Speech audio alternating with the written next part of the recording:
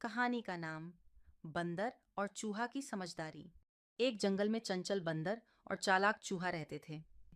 बंदर हमेशा उछल कूद करता, जबकि चूहा शांति से काम। एक दिन बंदर को शहद का मटका मिला, पर उसका ढक्कन बहुत टाइट था। बंदर ने बहुत जोर लगाया, लेकिन खोला नहीं गया। चूहा बोला, बुद्धि ताकत से बड़ी होती है। बंदर हंस पड़ा, तू क्या कर लेगा? चूहे ने धीरे धीरे दांत से मटके के पास की सील काट दी और मटका खुल गया। बंदर हैरान हुआ और बोला, तू सच में होशियार है। उस दिन से बंदर ने सीखा कि दूसरों की बात मानना और समझदारी से काम लेना जरूरी होता है।